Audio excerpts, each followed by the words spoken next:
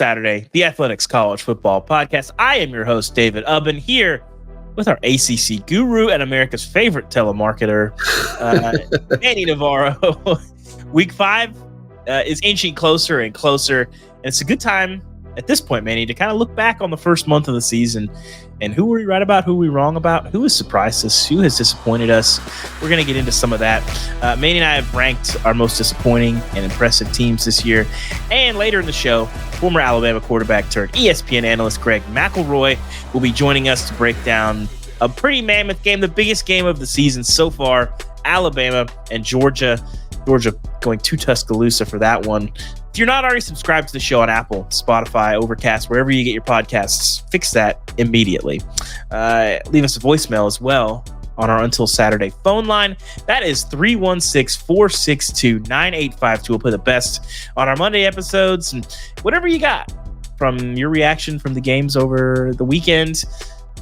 Rants, questions, comments, whatever you got, we'll take them. We love hearing from you guys. It really does add a lot to the show. Manny, a little bit of news before we get into our revisionist history of the playoff field and teams that have jumped up and teams that have fallen off a cliff. Memphis, Tulane, and UTSA and USF have reaffirmed their commitment to the American Athletic Conference.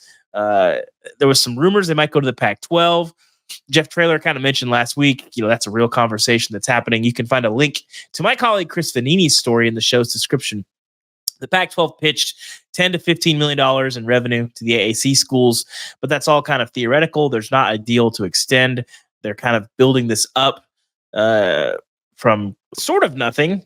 The Pac-12 has the brand strength, but the Pac-12 today is not the Pac-12 of yesterday. The AAC already pays Tulane and Memphis and USF, $7 to $8 million as legacy members of the conference. UTSA makes about half of that as a relatively new program.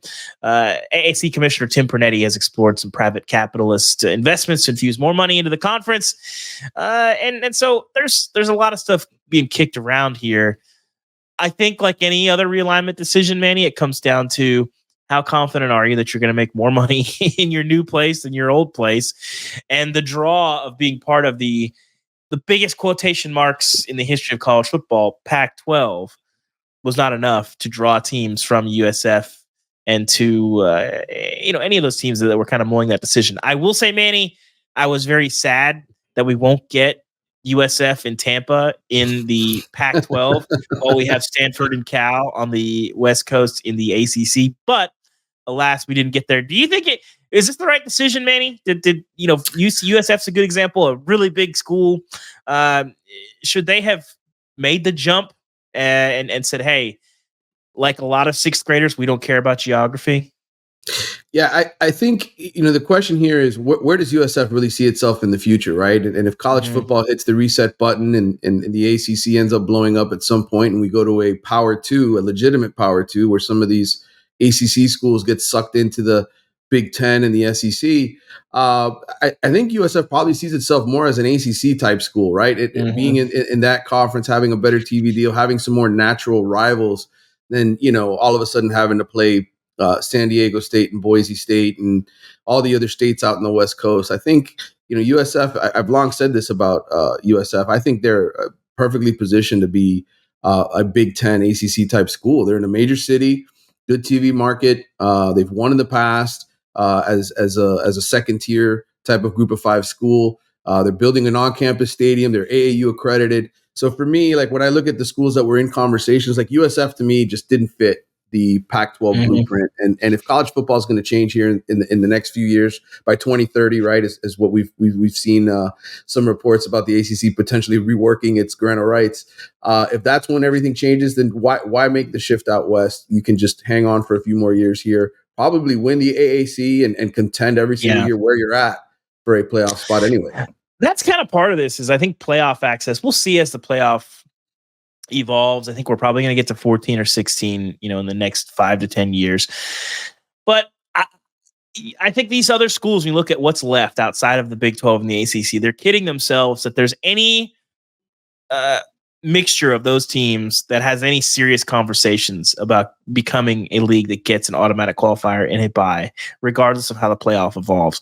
So if you're in a league that makes a lot of sense for you, that you can win and be in that mix for, that fifth conference champion spot, to be the highest ranked conference champion at that number 5, I think you're probably better off sticking around in my book. Utah State, though, is joining the Pac-12. Air Force expected to remain in the Mountain West Conference, despite interest from the American and the Pac-12. Gonzaga, we'll kind of see where that ends up. Their possibility of joining the Pac-12 as a basketball-only member. They've been flirting with the Big 12. To me, if the Pac-12 is going to give them a full share without even playing football, that is some wild decision making from the Pac-12. That is the move that I don't know if that makes sense. But realignment aside, we've got another situation here with Reggie Bush and the NCAA, longtime rivals. Manny, he's suing the Pac-12, suing USC, and suing the NCAA for basically back pay for NIL. And here's my thought on this. You're probably right. I hope you win. I do not care. Manny says, more power to you. You are definitely on the right path here. I just could not care less about the outcome of this lawsuit. Am I being a hater, Manny? Not at all. Reggie Bush played in the NFL, had a nice, healthy career. I still see him in Wendy's commercials, right? You're not struggling. He's back in the Heisman house now too. Mm-hmm. Yeah, he's back in the Heisman house, right? He got his Heisman back. I mean, what does he really have to complain about? Like, I don't know. I kind of just look at it as, I get it. You're upset about the way they did you when you were a college football player, but it's been a long time, Reggie. Move on. Yeah, it's. I have a. When somebody is right, I have a hard time getting annoyed or mad at them because he's definitely right. But it's just, I'm kind of with you. It's just like, I don't want to hear or read or care about any of this. So go get your money. I hope your lawyers do a good job, whatever. Hugh Freeze and Auburn getting a little spicy with Arkansas. Hugh Freeze on his radio show, Tiger Talk on Monday night, talked about the game. And I double-checked the score. I triple-checked the score in this, Manny. They did lose this game. They did also lose this game by double digits. And I checked again. They did lose this game by double digits at home. And despite all of this, Hugh Freeze had this to say. And those are the truths of the game. And, yeah, and it's the truth for me, too. I'm not – because – we've got to get them to where the winning ways are happening on those critical downs. I mean, no offense whatsoever to Arkansas or to Cal. I love Sam Pittman. I hope he wins the rest of his games. But I'm telling you, the hard truth is we play them 9 more times, we beat them 9 times. And that's what's hard to take. And it's hard for our fans, I'm sure, and it's certainly hard for us. And you have 460-something yards, and we only had 50-something plays of offense because we turned it over 5 times. And it's just it's frustrating. One of my favorite dynamics in college football, we saw this, with the Jay Norvell thing last year, is coaches, when they get on these radio shows sometimes where they're around – their people, they get a little loose sometimes. And he did mention they turned the ball over 5 times. Arkansas on Tuesday morning tweeted out a video of one of those interceptions and said 9 times out of 9, this is a pick. Yeah, I love it. Now, I love it. I will say Auburn did outgain them 431 to 333. They had 8.1 yards per pass attempt to 5.4 for Arkansas.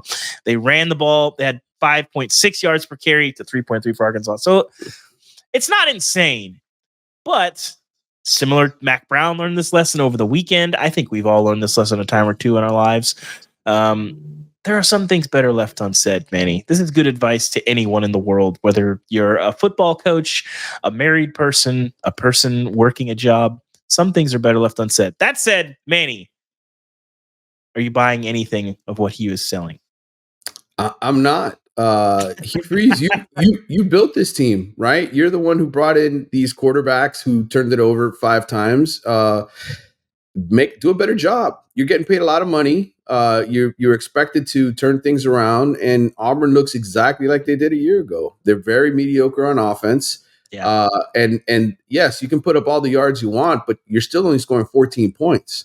Get the job done, bro. Stop with the excuses. Anytime I hear Hugh Freeze say no offense, I'm like, buckle up. Here we go. This could be anything. So yeah, on the topic of Auburn, by the way, they're probably on the short list of most disappointing teams in college football. But there's a lot of those. Manny, you published a story earlier this week about the 6 most disappointing teams in college football. Auburn did make your list, but they were only number 4. You can read that story. That's been linked in the description in the show notes. Manny, real quickly, run down your 6 and why they're on there. I got 3 more for you that you missed. Okay. Fair enough. I went number 6, Virginia Tech, and that's mostly because I think a lot of people viewed Virginia Tech as a dark horse to win the league this year, and they still could. Brent Pry's team hasn't been blown out. They lost in overtime at Vanderbilt and lost at home by a field goal to Rutgers this past weekend. Maybe they turn things around, but right now they're undefeated in the ACC. Undefeated. That's right, ACC. Undefeated. App State was number 5 on my list. Look, they were supposed to be a contender for one of those G5 spots. One thing, they get spanked by Clemson at Clemson, but then to lose at home to South Alabama, 48-14, is just kind of embarrassing. And I don't get what's going on there. App State's supposed to be one of the best G5 programs in the country, and just super underwhelming. As you mentioned, Auburn was 4th. I had NC State 3rd. They were another team getting a lot of preseason love in the ACC. I was a firm believer that Tony Gibson's defense would be good. They've really disappointed. Yeah, and Grayson McCall. I mentioned this in some of our earlier podcasts before the start of the season. He considered retirement because of some of those injuries and concussions and things that he was dealing with. He's hurt again. You have to play true freshman CJ Bailey. It's just been very disappointing. Really, more than anything else, it's been the defense at NC State that's just blown me away how bad they are. And then my top 2 are a pair of 1 and 3 teams that I don't think any of us thought would be 1 and 3 right now. That's Kansas and Florida State. Florida State, for obvious reasons, they were picked to win the ACC, repeat as conference champions. Like, to me, we know what's wrong with FSU. They've got nothing going on offense. But Kansas is a little bit more surprising to me. They've had some tough-to-stomach losses. They lost to good teams, Illinois, UNLV, and West Virginia. But this last game against West Virginia, they were up 11 points in the 4th quarter and blew it. And so to me, Lance Leipold's team, especially the turnovers, right? Like, Jalen Daniels is supposed to be the dude, and he's struggled. And so with turnovers, and I think that's been the surprise. Yeah. Florida State's going to be tough to wrestle that belt away from by the end of the season. We'll see where they finish. I don't know that they're going to right the ship and be, a 7-5 team. I don't know that I see that in their future. I think they're probably a fringe bowl team, but you're right that they're kind of in a league of their own. Kansas is very explainable in some ways. I mean, Andy Kotelnicki, that partnership between him and Lance Leipold has been really lucrative for both of them, and Penn State seems like they're benefiting from it now. And I think for anybody that spends a long time as a coordinator for a head coach, you want to get out from under that guy and kind of do your own thing and chart your own path. But right now, Kansas looks like it's paying the price. And whatever that offense did for Jalen Daniels and his decision-making seems to have disappeared. And Jalen Daniels is a very talented, electrifying talent that I was really excited to see, after he's had so many health issues the last couple of years. And this year he's healthy, but can't seem to quit throwing at the other team. And that's going to land you at 1 and 3 in a hurry. Manny, we're not doing trivia today, but I have a trivia question for you for my number 1 most disappointing team. What do Northwestern, Florida State, Wisconsin, Temple, and UTEP all have in common? Ooh, it's a good one. I'm going to say they've scored 3 touchdowns on offense all season. Feels like that should be the stat. Again, Northwestern, Florida State, and Wisconsin, Temple, and UTEP. They all have better offenses than Oklahoma. Oh, wow. Heisman Park, Sam Bradford, Kyler Murray, Lincoln Riley. It's insane to me. Right now, the quarterback situation speaks for itself. I wrote about it today. There's a lot of stuff, happening there with Jackson Arnold. They move, they bring in Michael Hawkins, even with the issues on the offensive line, and even with all the weapons that they've had injured. I know there's reasons for that. I don't know what's happening here. They struggled against Houston. They put 14 points offensively. They weren't great against Tulane. Manny, they rank 126th nationally in offensive yards per play. 120. This is the full list of teams that ranked below Oklahoma offensively. Old Dominion, Louisiana Monroe, Akron, Kennesaw State, Wyoming, New Mexico State, Air Force, and Kent State. Wow. Those are the only teams that Oklahoma's offense is better than right now. You want to talk about unwelcome bedfellows. That is a rough list. And you knew Oklahoma's offense was bad, but you start looking into the numbers, and it's hard to believe. What are we doing here? It's amazing that the offense is as bad as it has looked, and they have played an okay schedule. We saw them, on display against Tennessee, really struggling against that defensive front.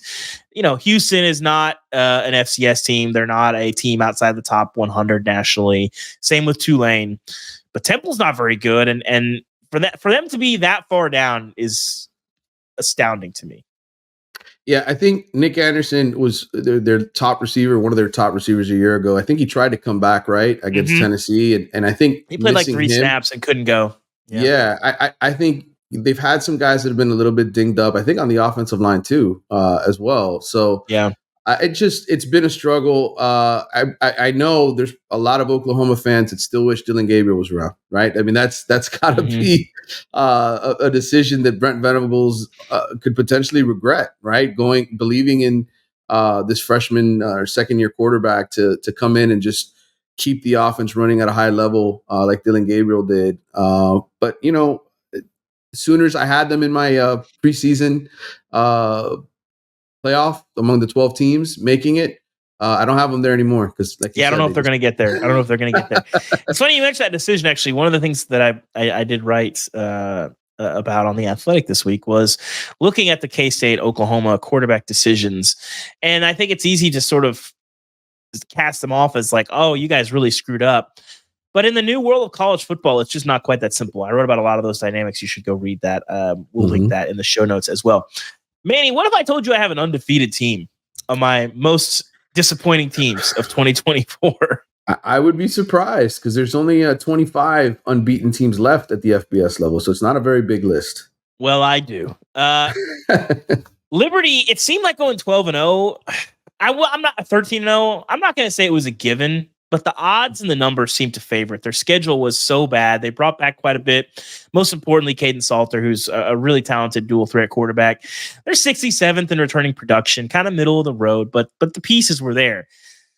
Manny, it has not mattered. They are 4-0. Let me walk you through Liberty's 4-0, okay? They play Campbell, FCS Campbell, the Camels, perfectly named. They led 27-17 midway through the fourth quarter. That doesn't sound like a playoff team to me. New Mexico State, they trailed 17-3. They did not lead in that game until they scored with 1:05 left. They win that game 30-24. UTEP, first-year coach out there. UTEP's been really, really bad. They led that game 14-10 late in the third quarter. And then last week, they fall in a 17-0 hole to East Carolina. Pretty good team. Trail 24-21 midway through the fourth. I mean, I don't want to see an undefeated team get left out of the playoff. But Liberty, you're making it hard on us. You're making us want to do it. And for the sake of the sport, I kind of hope that they lose at this point because you're either choosing between possibly putting a 13-0 team in the playoff that I think will have a very similar result to what Oregon did last year. If they have to go on the road and play that 5 seed, or having to leave out a team that won all its games. I don't like either of those scenarios. So please lose. Simplify this for us, Liberty. It's been very surprising. And Caden Salter's just been okay. They were scoring at will last year, blowing people out, especially late in the year. Caden Salter 33rd nationally right now in passer rating. It hasn't really heated up in the running game either. He's got 123 yards this year, just one run longer than 20 yards. Liberty, you're 4-0, but you've disappointed me. Am I too mean on this, Manny? No, I agree with you. I mean, they have not played dominant football, and they are making it. They could very well make it a very tough decision at the end who gets in right to that group of 5 spot.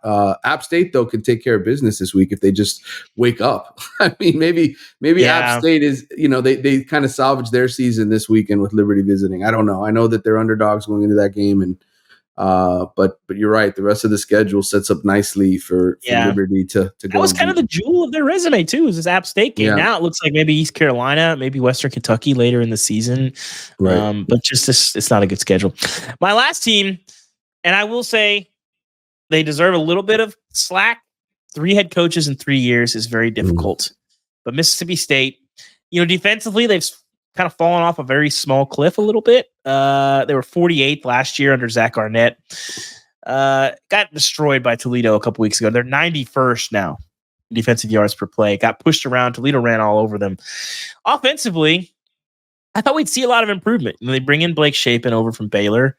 They were 97th in offensive yards per play last year. They're only up to 72nd this year. And I thought this would be a little bit feistier of a team. They kind of look like a pushover. They're just not really being a team that looks like it's going to be competitive in SEC play.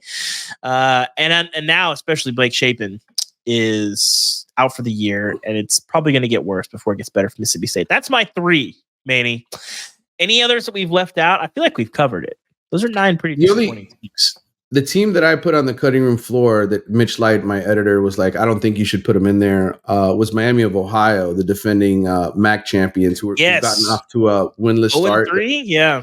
But they've lost to Power 4 schools, right? And Notre Dame. They haven't been that competitive. I thought they would. No, the offense has been the worst among FBS teams. 25 points total they've scored through 3 games. So to me, I kind of had the Red Hawks in the conversation, but then they didn't make the top 6. So yeah. Manny, let's get to our most impressive teams of the year. Do you want to go first? I could. Let's start with the team that I've been covering for the last several years. I think we probably do deserve to give Mario Cristobal a little bit of a we're sorry, Mario, for making fun of Manny, you as much as we did. Manny, they're 4-0. Manny, let's. Here's my issue with it.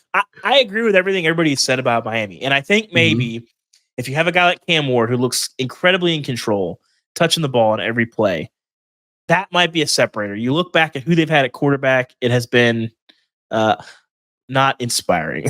A lot more. To speak the Miami language, there's been a lot more Ja'Cory Harris's than Vinny Testaverde's. How about that? Yes, 100%. He's and so Cam maybe Ward, that's a game changer. But I am worried that there's going to be an inexplicable, 27-24 home loss to a 5-win team. That worries me with Miami, and maybe Cam Ward eliminates that possibility.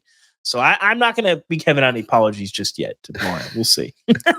Well. At least one of his players brought the turnover chain back from the outskirts of the crowd there at the end of the USF win. So we did get to see that for a brief moment. But I will say this about Miami and why I think it's real. I think defensively, their front 7 has been supremely dominant. And again, I know that the toughest competition has been USF and Florida, 2 programs that aren't necessarily top 50, power programs in college football. But they've dominated up front and they've been explosive on offense. They're tied with Ole Miss for the most 20-yard plays in college football. And it's not just been Cam Ward throwing the ball all over the place.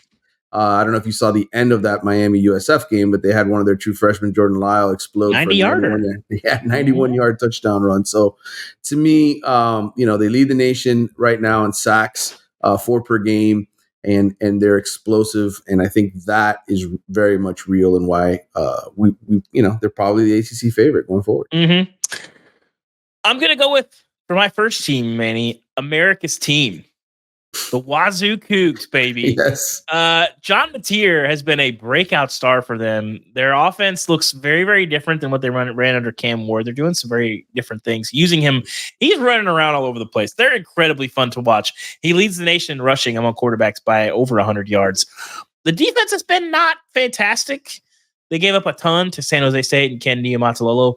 But Manny, they won the game. They won the game in double overtime, and I triple checked. Still a 0 in the loss column for Washington State, and they already beat Washington in Seattle, so they're playing with house money at this point. To quote the great philosopher Deion Sanders, Manny, do you believe? I don't believe in this team just yet, but I want to see it. I mean, college football basically took a huge dump on these guys, and they washed themselves off, and they've kept trucking.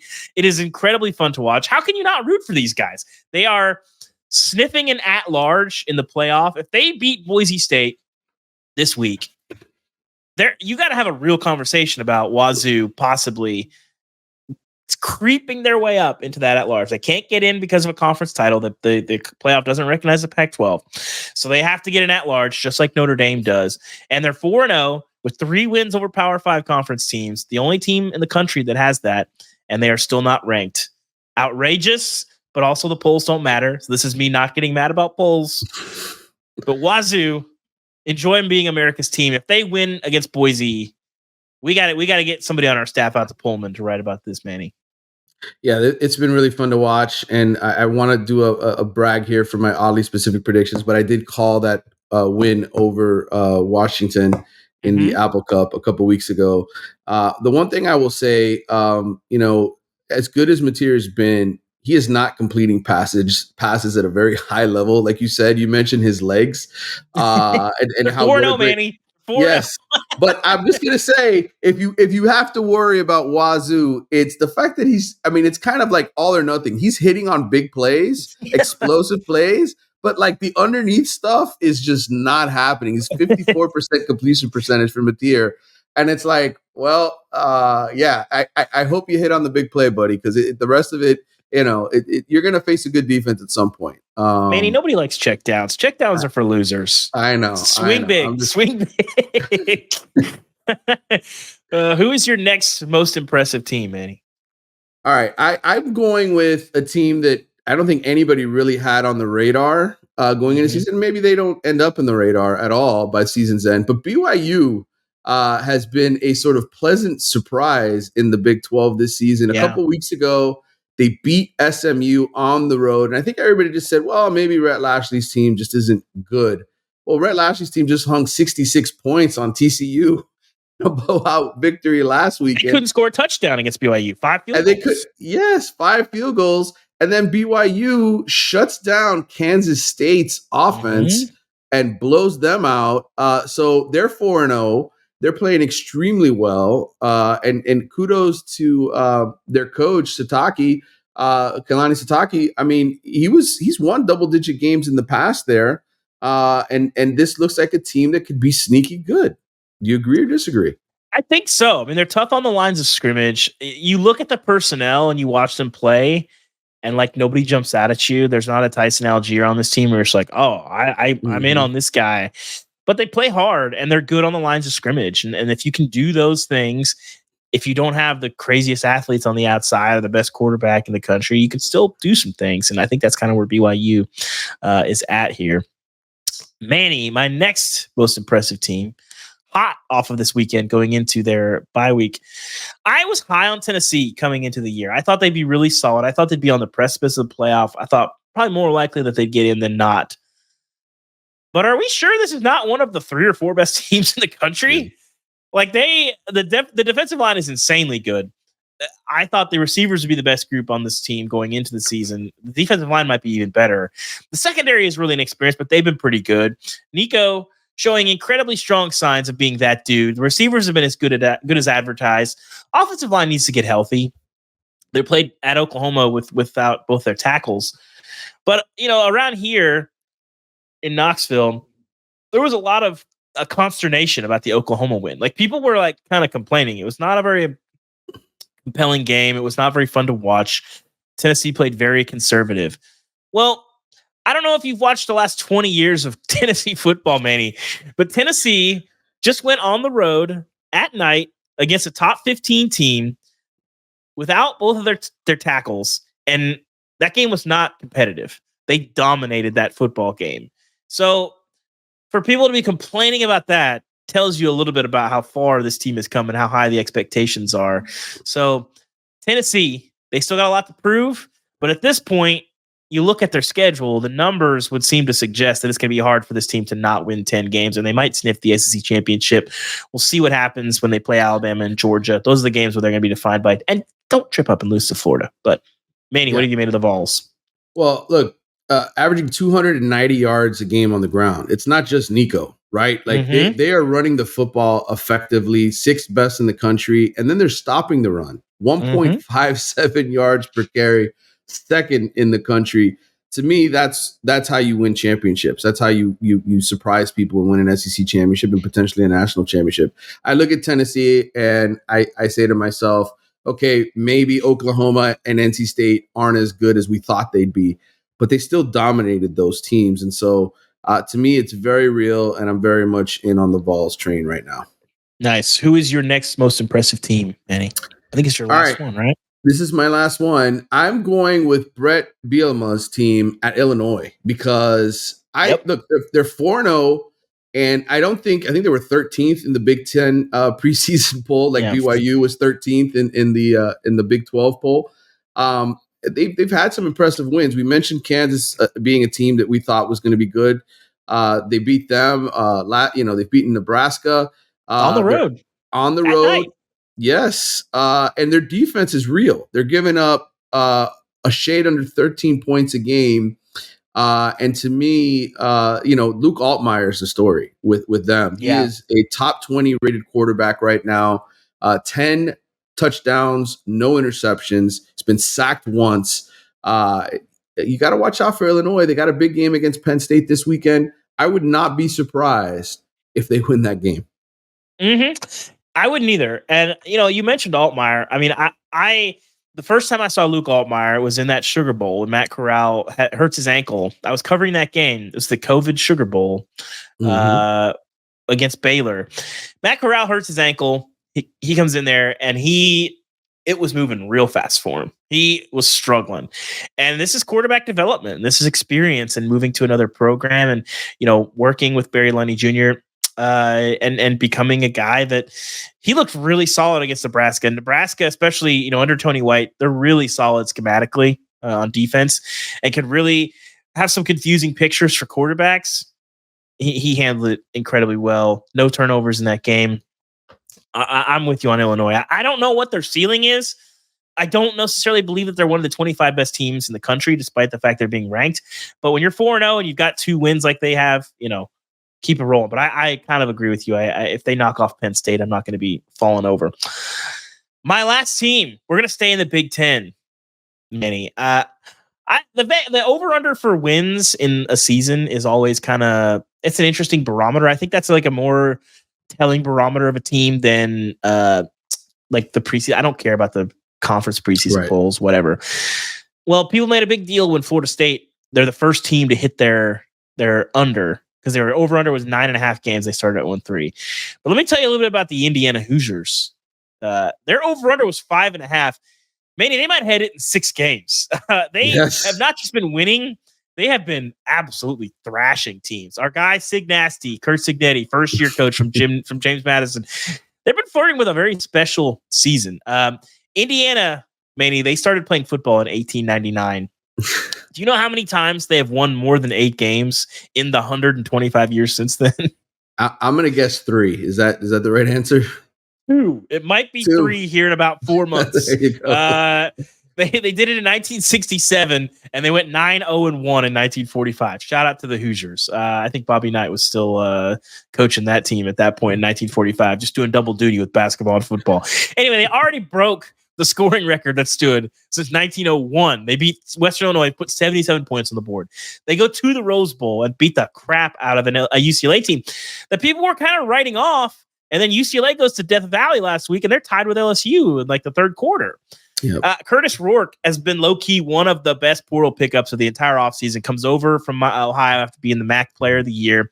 Gives him a ton of talent and experience at QB, and you can see how much that is a game changer. And I think, in a lot of ways, Kurt Signetti is not famous, so people don't pay attention. But he was talking a lot of talk in the offseason. It wasn't quite to the Dion level, but it was not that far from it. We're going to be doing all this stuff. We're going to be beating the heck out of teams, and here they are. I think some of that bleeds into his roster because they are playing with some swagger.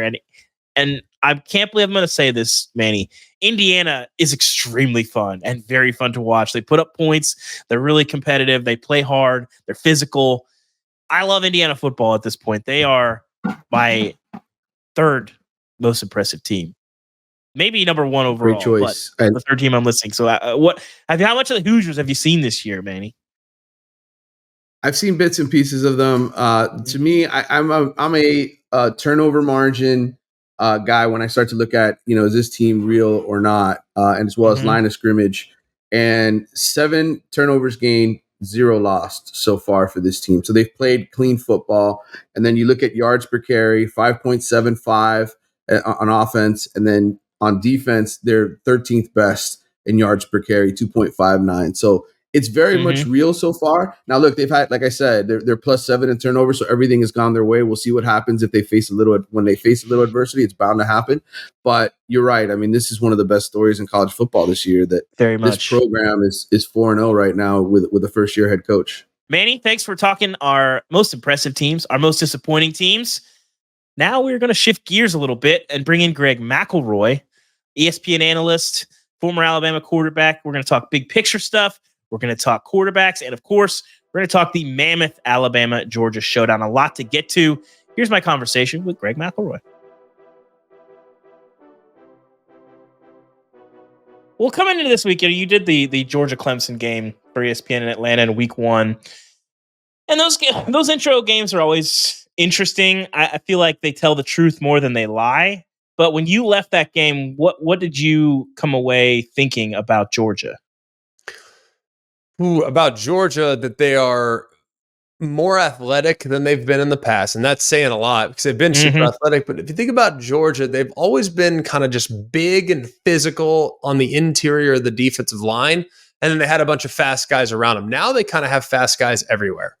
So that was one question. I came away from it thinking, I don't know yet about their secondary.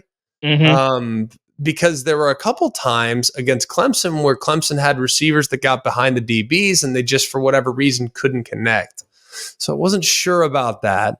I thought the offensive line was good. And I thought that they had explosive playmakers at running back for the first time in a while. Now, that's no disrespect to Dejon Edwards or to Kendall Milton, the guys they've had in recent years, but I feel like Nate Frazier was a different level of speed, had some like DeAndre Swift qualities where it's like, all right, well, their running back scares you to death now, which that hasn't been the case in a while.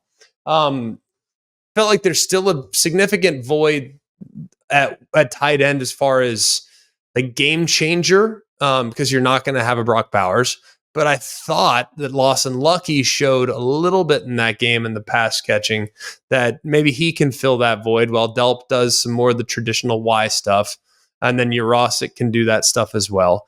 And that Carson Beck had a little bit of an off day that day. Like there were a couple rare misses for him where maybe threw it on the back hip. You know what? It's week 1. He'll clean those things up.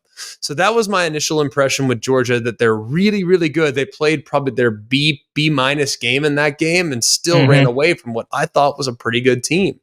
And then fast forward, saw them again against Kentucky and felt like, all right, now they're injured in a few spots, which is concerning. Kirby told us that they had lacked depth in the preseason, and it kind of see it, D-line, they kind of need to get healthy there. They're now without their right guard for a little while, and Tate Ratledge, that's going to be problematic potentially. The left tackle and Ernest Green was a little up and down to the point where he even got replaced against Kentucky. So I think maybe it's still a bit of a work in progress for them, but their ceiling's crazy high. It's just we haven't seen the best version of them just yet.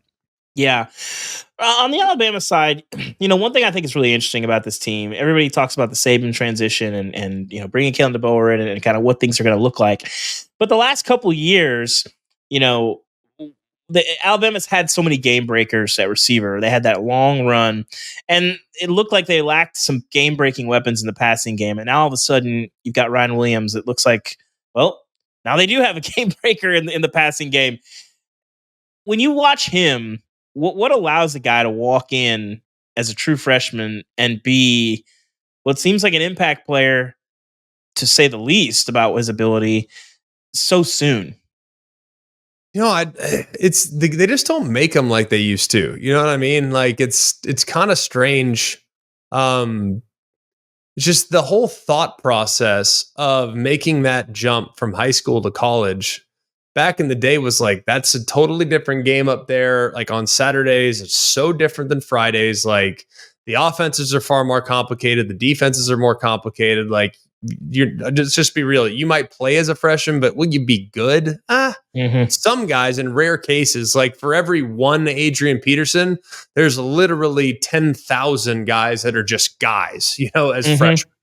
Even guys that ultimately become great players aren't ready to be great players as 18 and 19-year-old kids. And in Ryan Williams' case, a 17-year-old kid.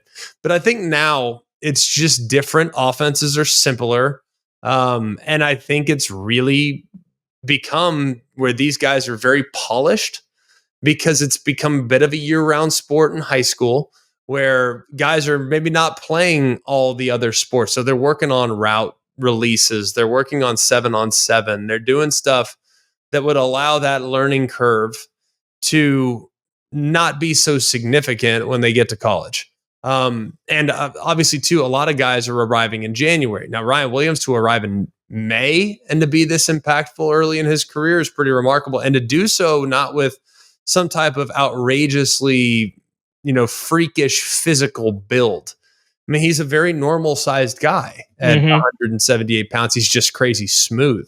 And that's, I think, what makes him really different. You can't get hands on him, and he's really, really smooth, and he catches everything. So I think he's an amazing player, but I think it really speaks more to the amount of young players that are capable now of going right from high school to college without there being some huge challenge for them and kind of being more comfortable playing at that level. You've gone up against Kirby Smart's defenses in practice plenty of times throughout your career.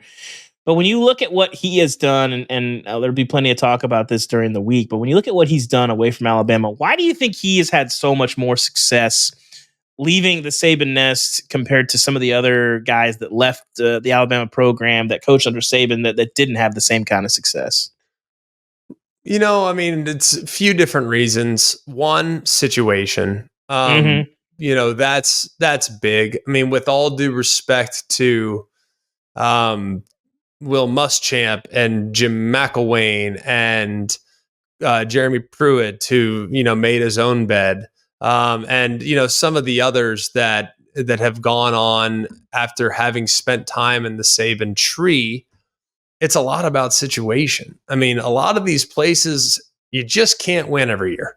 Like you just can't. I mean, it's just, and that sounds terrible, but it's the reality. Like some places are going to ebb and flow. Historically speaking, you can tell the places that ebb and flow. And I do think while Mark Richt was an amazing person, what Kirby walked into was not a broken situation. It was a situation in which they had good, but they wanted great. And that, I think, is a very rare situation in which they rip off the Band-Aid on a really, really good coach, a Hall of Fame level head coach, and replace him with arguably the best coach of this younger generation of coach. That's very rare. People will also say, well, what about Lane Kiffin? Well, I think Lane Kiffin, having gone to FAU and then but he'd been a head coach at Tennessee, had been a head coach at USC, that's had some trial and error, what works, what doesn't. He now goes to FAU, kind of understands, all right, this is a place where I got to score a ton of points. The transfer portal becomes in vogue. He's a guy with professional background, having spent time in the NFL. So it's not uncomfortable for him to discuss dollars and cents with guys. So I think the timing of when he got to Ole Miss could not have been more perfect. I looked at Steve Sarkisian. It's hard not to win at Texas, frankly. I mean, like what? And Sark, I think when you have alignment, I mean, you got to have alignment, but in this day and age, Texas has deep pockets, great history, access to, I think, probably the best high school personnel from a refinement standpoint in America. I think Texas high school football's probably the best. Do they have the best players? Not necessarily saying that, but I think just the level of coaching that players receive in Texas is at a level that's unlike that of most other places. So, I mean, he walks in and it's immediately ready to roll. And I think he did a great job of changing the culture, acknowledging it's not okay to lose. It's not okay to play a certain way. Like we do things a certain way. And the era, having changed right underneath his feet, has now had them poised for great success. So I think a lot of it has to do with where you go, but I think Kirby is just, he's like Coach Saban in the sense that there is a never-ending hunger for greatness. And I think that he is only happy when he's unhappy. You know what I mean? Like, he is only happy when he's striving for what's next. Like the so what's next mentality, I think, is really well exemplified with Kirby. And I think that's why he's had tremendous success. Like, he's not resting on his laurels. He's only hungry for more, and he'll do whatever it takes to get there. In terms of coaches buying into a guy, the Kalen DeBoer, Jalen Milroe marriage was really interesting. He's not all that dissimilar from Michael Penix, but certainly not as refined as a passer, of still a different skill set, certainly more of a runner. But it seems like Alabama has leaned into that, and Kalen DeBoer has used his skills. They haven't tried to force him to be something that he's not. When you're sitting there as a quarterback and you have a coach that is leaning into what you do well and is sort of, showing that belief in you and not trying to force you to be something that you're not, where do you feel like that can show up on the field and having confidence in a guy and helping him, become the best version of himself? What does that kind of mean to a quarterback? Well, I think it means a lot. I mean, I think it's really hard. I mean, Tua Tagovailoa said it, 3 or 4 weeks ago, it became a big story. And the Brian Flores thing, about Brian beating Flores, him down. And how does it feel to show up and you're told how bad you are every day? Like, that's hard on a guy. And you just think about how many great players we've seen that lose their mojo.